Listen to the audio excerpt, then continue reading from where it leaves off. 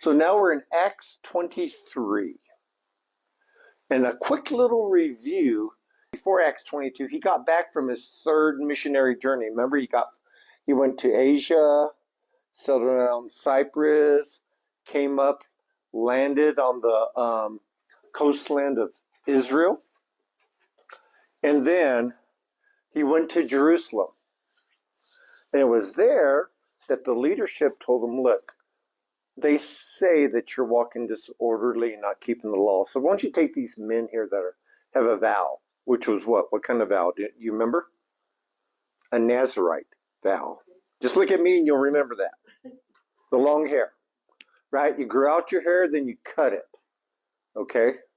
So you cut your hair and then you offer it on the altar of sacrifice, and it's giving it to the Lord. It's like, I grew this out long, but now I'm cutting it for you. Okay? That's what that was all about. And he went to the temple. And of course, the Asian Jews, and he just left Asia, but what were they doing in Jerusalem at that time? The Feast of Pentecost was happening. We have Paul there in the temple grounds, in the temple courts, and they're starting to say, hey, he brought Trophimus, the Ephesian, with him, a Gentile. But did he? No. It was, if you don't mind my vernacular, trumped up charges. Okay? Is all it was. The enemy loves to lie. He's the father of lies, according to Jesus, right? So he lies. And he comes, John 10:10, what three things does he come to do? Steal, kill, and destroy. That's his whole ministry. Jesus is all about life. I come that they might have life and have it abundantly. Again, John 10:10, two tens, just think of it, gives you both sides of the equation.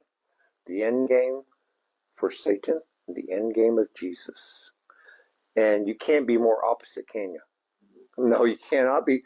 And I choose to have life and have it abundantly. Now, that has nothing to do with the American way of life and having a lot of money, going on vacations, having 3 cars or something stupid like that. There's nothing to do with stuff like that, okay? So we have Paul, he's in the temple, and because of the Asian Jews saying, he brought Trophimus, a Gentile, here, so he's probably in the court of the men. You have the Gentile court as the outer ring. Then you come in and you have the court of the women, which was the Jewish women. Then you have another court, the court of the men, which is the Jewish men. Then you have the Levitical priests that could only go beyond that, okay? So he's probably in the court of the men, and they start beating the living daylights out of him, and the Antonia fortress is right against the courts, okay, on the outer edge of it. And that's the Roman garrison there, the Roman, forces there in Jerusalem. So they see that, and they come out, and the commander wants to scourge Paul, okay, which is like a short whip with bones and metal in it, and you bring it across the flesh, rip it out, and you do that. And then Paul says, hey, is it legal to do this to a Roman citizen? And then as soon as the commander heard that, he's like, okay, let's stop. Because he could have been in big trouble. Because he apprehended Paul without a trial, and then he was going to have him scourged, which even if the Roman citizen is guilty, you don't scourge a Roman citizen. Right then, Paul asked to talk to the crowd, to the Jewish believers. All right? And he did. And when he spoke to them in Hebrew, they all became silent. And he's going good. He's giving his testimony about how this radical Pharisaic Jew became one of the leaders of the church. How did that happen, right? He was going from city to city, dragging men and women into prison. And so he's given his testimony, and then he mentioned one word, and it's ended it. What was it? Gentile. He said, Jesus said, go, for I will send you far away to the Gentiles.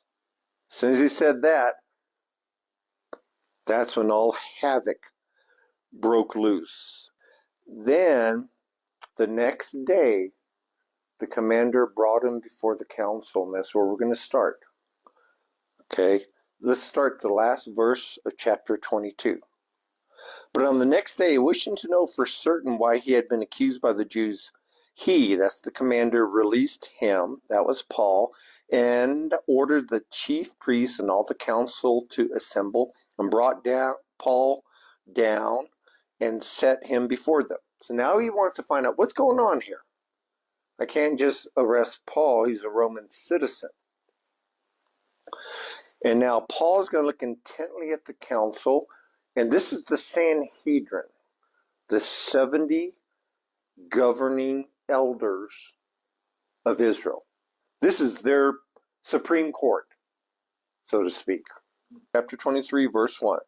Paul, looking intently at the council, or the Sanhedrin, said, Brethren, I have lived my life with a perfectly good conscience before God up to this day. All right. Now, for one thing, he calls them brethren. Little subtleties here. If he had done it right, he would have said, rulers of the people and elders of Israel. Instead, he says, brethren. He's putting them on equal footing with himself. Okay? Is that an insult for them then? It very well could have been. In other words, we're in a whole new dispensation. We're in the church age. You know, the governing body is the church. It's not so much the Sanhedrin anymore. So now he's referring to the Sanhedrin as that. Notice he also says, I have lived my life with a perfectly good conscience before God up to this day. We talked about earlier how he went with the men to do the Nazirite vow, and how if he was doing something wrong, would he have said this? No. So what he did was okay, because we talked about how once you get saved, it's okay to keep the law as long as it doesn't go against the law of Christ, or the royal law, the king's law that James talks about. So we talked about you keep the feast, you take a Nazirite vow, all that stuff, okay? That's okay. You keep the Sabbath, all good things. Misusing it is when you say everybody has to do that. That's misusing it. Now, so he said, I live my life with a perfectly good conscience before God up to this day. Verse 2, the high priest Ananias commanded those standing beside him to strike him on the mouth. So Ananias was just trying to be loving and tender and reach out to his inner child, the inner child of Paul, right? No, this guy, Ananias, was very, very wicked. In fact, one of the ancient documents says that the priest under him, now this is the high priest appointed by Rome, would almost starve to death because he would steal the tithes from them. Very wicked. This whole system's corrupt. Okay? Yeah, I was thinking the same thing. Yeah, both politically and religiously. And that's where I keep saying we're going to go in this cycle where we're going to revert back to the days of the early church. And that's what we're seeing. So he commands them those beside him to strike him on the mouth. Then Paul said to him, Ananias, God is going to strike you, you whitewashed wall. Do you sit to try me according to the law, and in violation of the law, order me to be struck? So it's kind of funny. He said, God's going to strike you, you whitewashed wall. Now, you whitewash your wall to hide all the imperfections, right? And so he's just saying, basically what Jesus said about the Pharisees, you're full of dead men's bones, but outside you appear beautiful. What happened to Ananias was in 66 AD, when the Romans were starting their siege against Jerusalem, the Zealots, these were the real patriots of Israel, and they were definitely against the Roman government, while Ananias was very strong pro-Roman, because he was appointed by the Romans. They pulled him, Ananias, out of an aqueduct, and they executed him. So he was hiding away like a coward, and he died at the hands of the Zealots. So God did strike him.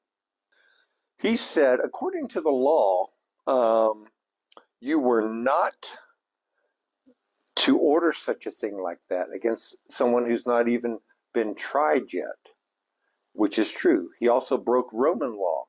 You can't punish a Roman citizen without a proper trial. So he broke actually religious law and Roman law. So this guy was just corrupt. He was just corrupt, but that's not surprising. And the bystanders said, "You revile God's high priest." Because in Exodus, I'm kind of scribble up here, okay, 22:28, it says this, 22:28, "You should not curse God, nor curse a ruler of your people." And so that was in violation of the law. And Paul said, "I was not aware, brethren, that he was the high priest, for it is written, you should not speak evil of a ruler of your people." Now, why didn't Paul recognize that? Why did he not recognize the high priest? You would think he would, right? He used to run in those circles. Well, there's several possible reasons, okay? On his first missionary journeys, believed that he caught something that gave him really bad eyesight. And it's kind of alluded to in his letters, like he says, look at here, I'm writing, I'm signing this letter myself. See with what large letters I'm writing to you? When he wrote the Galatians, he says, "For I bear witness that if possible, you would have plucked out your eyes and given them to me." It was some kind of disease that made your eyes kind of bulge out and stuff. And he couldn't see very well. So it could have been his eyesight. Plus, Paul had not been in Jerusalem for years. And during that time, the high priest had changed several times. Plus, this was happening in the Antonia fortress, so it's unlikely that the high priest had on his high priestly garb, where you could easily identify him. He probably didn't recognize him, and some people think he was using sarcasm. Now, when Paul wrote, like, say, 1 Corinthians, he used a lot of sarcasm. And in 2 Corinthians. And he was basically saying, could this be the high priest and he does stuff like this? I wasn't aware that he was the high priest, because high priests don't act like this. So he could have been saying that. Verse 6. Now, Paul does something very sneaky here. He looks at the group, the leaders. It says, "But perceiving that one group were Sadducees and the others Pharisees, Paul began crying out to the council," or Sanhedrin, "Brethren, I am a Pharisee, a son of Pharisees. I am on trial for the hope and resurrection of the dead." All right, so that's his witness basically right there. Now, in the Gospels, you'll see the Pharisees are always popping up as the bad guys because they were in power during the life of Jesus. When you get to the book of Acts, the Sadducees keep popping up as the bad guys because they were in power by the time the book of Acts happens. That's why there's that different emphasis. Bottom line, they're both bad, okay? He's on trial for the hope, and some translations have, of the resurrection of the dead. Hope and resurrection of the dead is my translation. It's the same thing. The hope is the resurrection of the dead. Paul said in 1 Corinthians 15, remember that is the resurrection chapter, he says this. He says, "Why do some of you say that there is no resurrection?" And that's one of the things that was happening in Corinth. And he's going to say, that's stupid. Here's why. If there's no resurrection, Christ is not resurrected.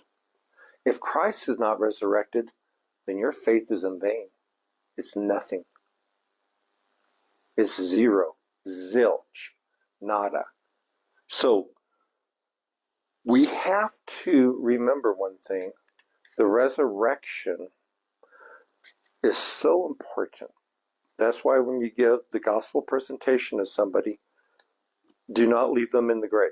Leave Jesus in the grave. Because if he's still in the grave, he can't save anyone. You got to talk about how he was risen.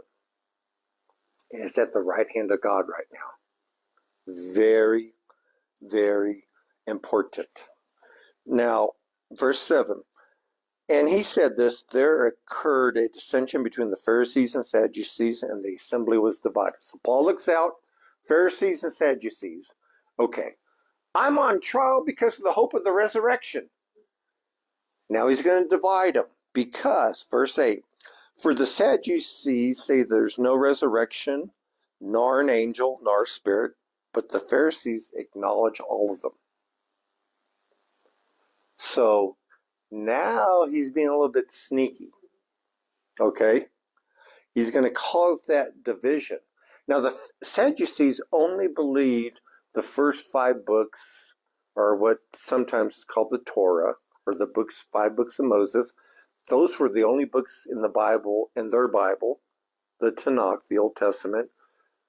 Those were the only books that were inspired. Yeah. Wow. I know. Which even then, you think about, well, didn't an angel appear to Moses in the burning bush and turns out to be, Jesus? When you undo that, how could you not acknowledge angels and spirits and all that, even in the Torah, in the first 5 books? So it's a confusing mess. They were kind of the liberals of today. In verse 9, there occurred a great uproar, and some of the scribes of the Pharisaic party stood up and began to argue heatedly, saying, we find nothing wrong with this man. Suppose a spirit or an angel has spoken to him. So that's the Pharisees. They believe in angels and spirit and in the resurrection. Now they're coming to the Pharisees' aid right here and saying, hey, how do we know an angel or spirit didn't speak to him? Verse 10, and as a great dissension was developing, the commander was afraid Paul would be torn to pieces by them and ordered the troops to go down and take him away from them by force and brought him into the barracks, or another word for Antonia fortress. They were making such a great disruption, the commander actually thought Paul might have been killed by them. That's how agitated they were. Okay? That's how agitated they were. But look what happens. Verse 11.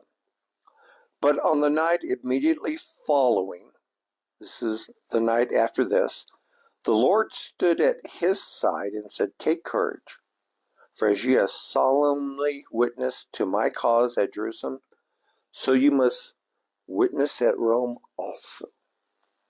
Now, why would the Lord tell him to take courage? Perhaps he had fear.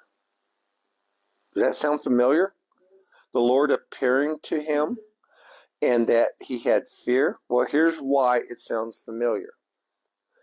This is Acts 18, 9 and 10. Paul was in Corinth. Remember the big metropolitan city? And it says this in verse 9.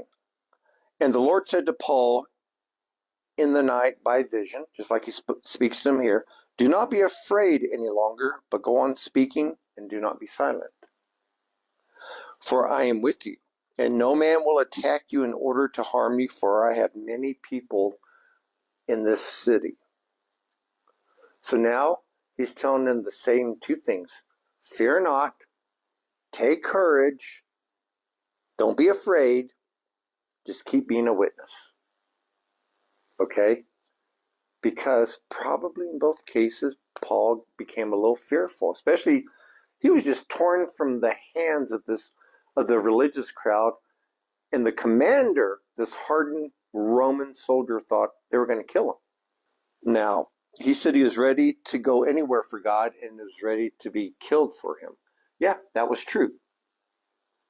But can you have weak moments along the way? Sure. You absolutely can.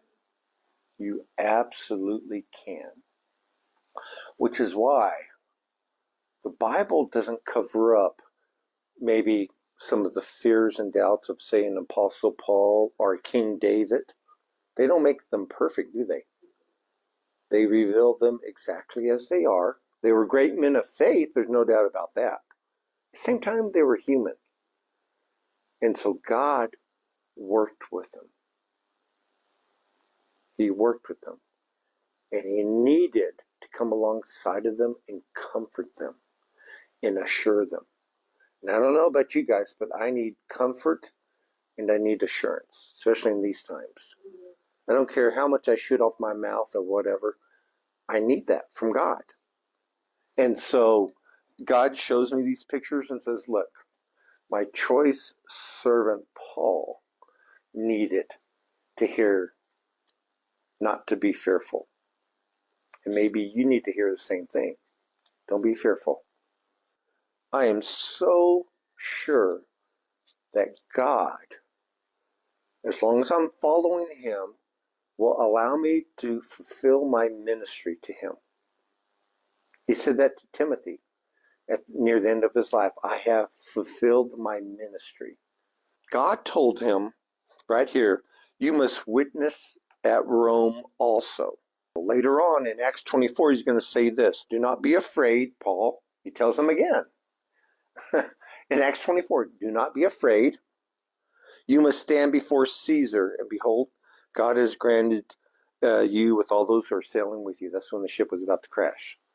So in other words, if God tells you go to the other side of the Sea of Galilee, and a great storm comes up, and this is obviously a true life incident from the gospel, why can you have confidence you're not going to drown? Because he told you to go to the other side. And he's with you. So you're not going to go to the bottom of the Sea of Galilee. And these were seasoned fishermen. You're going to get across and go to where Jesus said you're going to go. So that's why I keep saying, find out what your ministries for God is, what your sphere is that God's given you in this whole big picture, and he'll take care of the rest. You just fulfill your ministry. Okay? And when your time comes to go, hey, it comes. And hopefully by then you're not so attached to this world, you're hanging on. Verse 12. When it was day, the Jews formed a conspiracy and bound themselves under an oath, saying that they would neither eat nor drink until they had killed Paul. So here you have some very loving religious people, right?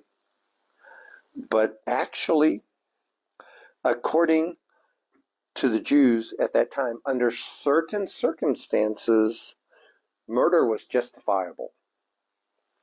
If a man was a public danger to morals and to life, they recorded it as legitimate to eliminate him.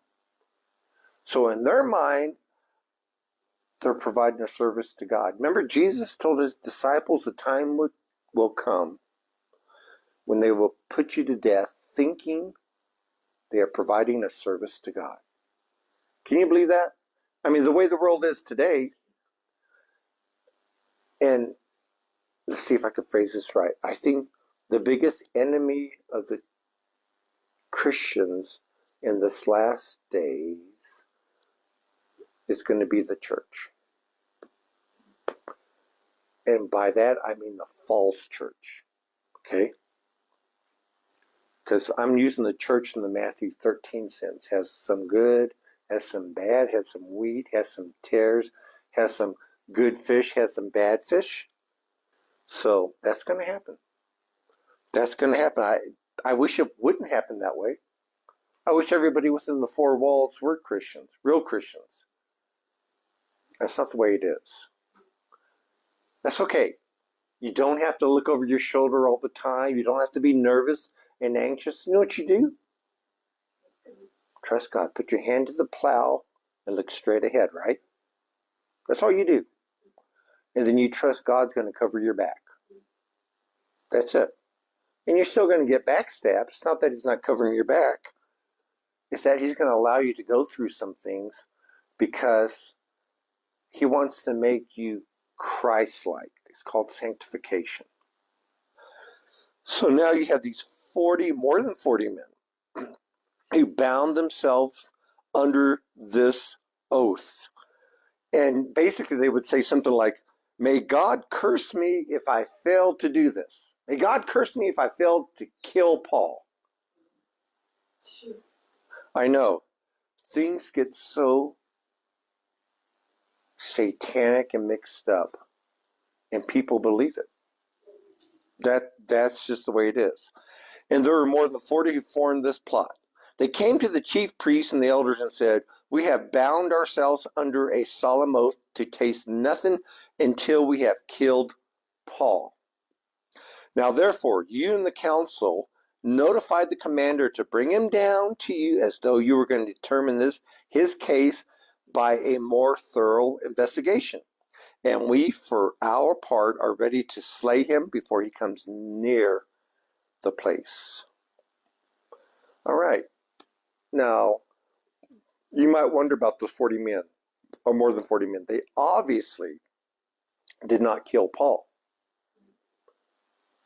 Well, also during that time in the writings, in the Mishnah, and I think in the Talmud, they had this thing where if you put yourself under a vow and something happens and you legitimately can't fulfill it, then what you do is go to the proper religious authorities and they can release you from that vow.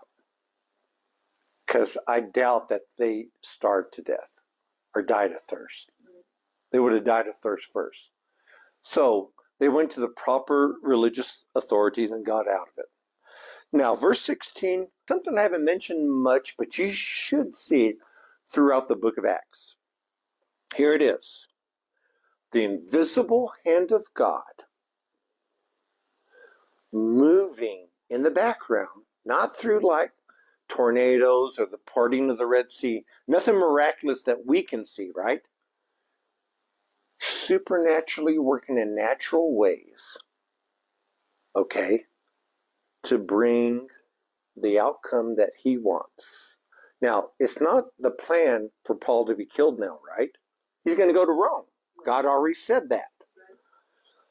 So here's what happened. And let me quote a verse, Ephesians 1:11. Okay?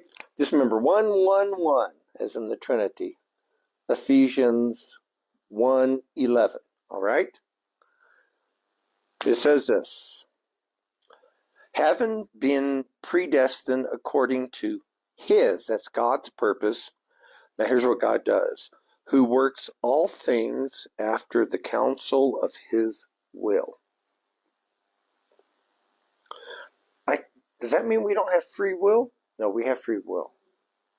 How you can take billions of autonomous free will humans and somehow, without violating their free will, work it all together after the counsel of your will. How could you do that? My answer is, how in the world would I know? I don't know. Okay? I have no idea. You think God can? I know he can. So, here's what happens. Verse 16. But the son of Paul's sister, that's Paul's nephew, heard of their ambush, and he came and entered the barracks and told Paul. He just happened to be there and heard it. Did God set that up? Yeah. And of course, the rabbis say that coincidence is when God doesn't get the credit. You call it a coincidence. So maybe he was going out to buy some bread or whatever. Or he was kind of mulling around. He knew his uncle was in trouble. And then he just happened to be by those men and he heard their plot. just happened at the right time in the right place. And I'm sure we're going to find out in heaven. Okay? But it was the invisible hand of God moving in the background. So you guys kind of see that? And I could do that for almost every verse in the book of Acts. I do not want to keep repeating myself. But understand, one of the things that we learn from this is the invisible hand of God accomplishing his purposes. That's why I say you are invincible until you fulfill your ministry. And then at that point, do you want to stick around? No. I'm ready to go with Jesus at that point. Okay? Verse 17. Paul called one of his centurions to him and said, "Lead this young man to the commander, for he has something to report to him." So he took him and led him to the commander and said, "Paul, the prisoner called me to him and asked me to lead this young man to you, since he has something to tell you." The commander took him by the hand, stepping aside, began to inquire of him privately. "What is it that you have to report to me?" And he said, this is Paul's nephew, he tells him the story. "The Jews have agreed to ask you to bring Paul down tomorrow to the council, as though you're going to inquire something more thoroughly about him. So do not listen to them, for more than 40 of them are lying in wait for him, who have bound themselves under a curse, not to eat or to drink until they slay him, until they kill him. Now they are ready and waiting for the promise from you." So the commander let the young man go, instructing him, "Tell no one that you have notified me of these things." Now, here's what God could have done. He could have sent an angel down, struck those 40 plus men, and killed them. Could he have done that? Sure. Oh, it's so simple, right? Very like that. He could send the weakest angel down, which could have wiped out the 40 plus men easily. He could have done that. Or he could have just thought it and they would have all dropped dead from a heart attack. He could have done any of those. But let's see what he does. Verse 23. And he called to him 2 of the centurions and said, "Get 200 soldiers ready by the 3rd hour of the night to proceed to Caesarea with 70 horsemen and 200 spearmen." Wow. What does God do?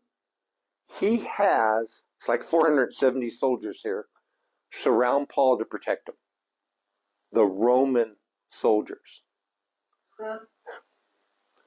So of all the ways he could have chose, he had Rome protect Paul. And now these were centurions. They're each in charge of how many men? 100. So that's why there are 2 centurions. So that's 200 soldiers. 3rd hour of the night would be 9 p.m. And they're going to go to Caesarea. Why Caesarea? Because the Roman headquarters for Israel was not in Jerusalem. It was in Caesarea. Okay? That's why they're going to take him to Caesarea with 70 horsemen along with the 200 soldiers and 200 spearmen. So there is no way those 40 plus men could get even near the Apostle Paul. Not even possible. So now it's kind of funny. Eventually Paul's going to make it to Rome with free room and board, courtesy of the Roman government. I know, when you understand it and see it, it's like, wow, right? It's like, man, God, you are so, so good.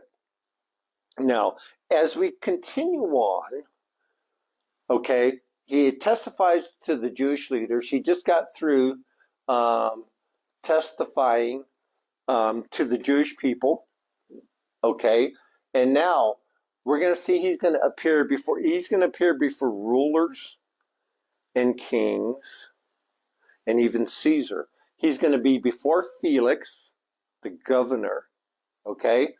Then he's going to appear before Festus, okay, the guy who succeeds him.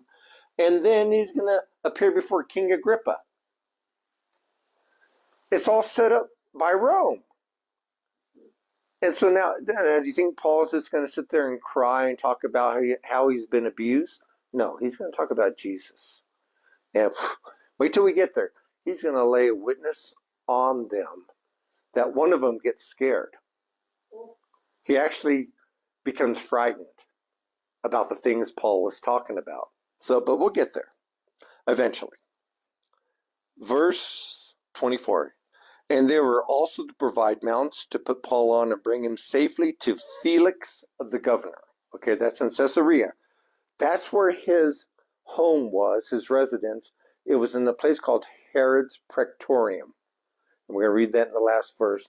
And that was built by Herod the Great, the creep who had all those children slaughtered because he was trying to kill Jesus. And so he picked Caesarea because it was a good, it's a beautiful beachfront property. And he built this big old palace, Herod's Praetorium. And that's where the governors lived.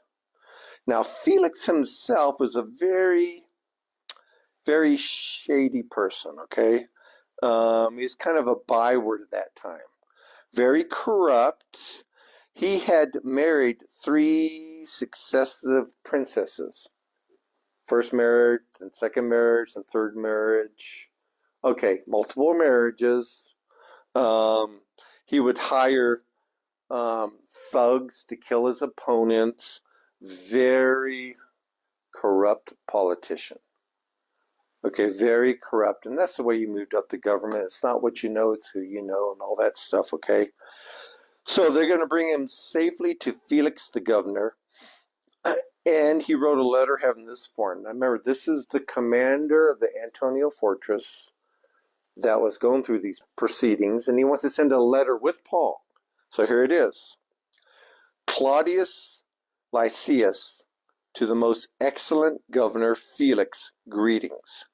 When this man was arrested by the Jews and was about to be slain by them, I came up to them with troops and rescued him, having learned that he was a Roman. Liar. Liar. Pants on fire. Sorry for my strong language there, but I couldn't help it. Because actually what happened, he took Paul out of the hands of the rioters. Okay, good so far. But then he bound him, arrested him, and he was ready to have him scourged. All things illegal because Paul was a Roman citizen. But he can't say that, can he? Because then he would have been in trouble. So what do? You lie. So he said this, well, I knew he was a Roman citizen, so I took him out of the hands of the rioters. Okay. And wanting to ascertain the charge, for they were accusing him, I brought him down to their council. That's what we just read at the beginning of the chapter, the Sanhedrin.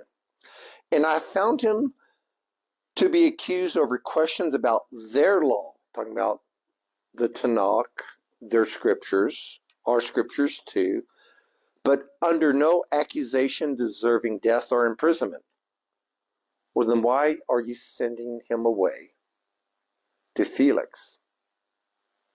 He basically said he's not guilty of anything deserving imprisonment. But here he is. Okay? Do you understand what I'm saying? It just gets worse.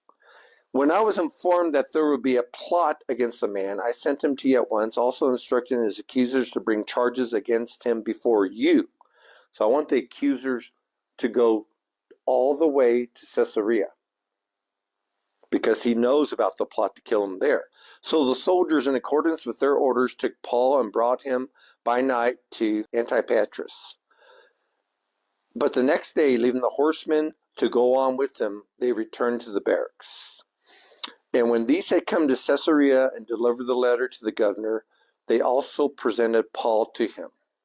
When he read it, he asked from what province he was, and when he learned that he was from Caesarea, he said, I will give you a hearing after your accusers arrive also, and given orders for him to be kept in Herod's Praetorium, which was his residence, Felix's residence. It also had prison cells there. It was that big. And so he's asking, what province are you from? Because he wanted to make sure that he had jurisdiction for this. And so it has to do with legal matters. So now, here's Paul. They admit he's innocent. It's just dealing with their own law and questions they have. He hasn't done anything. But why is he locked up like that, right? That's a question. So now in chapter 24, Paul is going to appear before Felix, the governor of Caesarea. And then Felix was 2 years into his governorship, and he's got 2 more years left, because when he sees Felix, Felix is going to keep him in prison for 2 years before he leaves. So we know it was a 4-year stint he had. Then he is replaced by a guy named Festus. Unfortunately, they weren't apt to do the right thing for whatever reason. Okay? And then even King Agrippa, which we'll talk about him when we get to him, and he's going to hear them. And then Paul is going to just make that steady march to Rome. Okay? A steady march, because God told them, you're going to get there and you're going to witness before Caesar. And the Caesar of that time, people believed, when Paul made it there, was a guy named Nero. A vicious, demonically possessed madman. And in fact, they look at that and say, it's about the time that the Apostle Paul would have witnessed him. Do you think Paul would have witnessed him when he appeared before Caesar? Before Nero? Oh, yeah. Yeah, he wouldn't have missed that chance. It's around that time that Nero went stark raving mad. Okay? I wonder if it's connected. I mean, I don't know.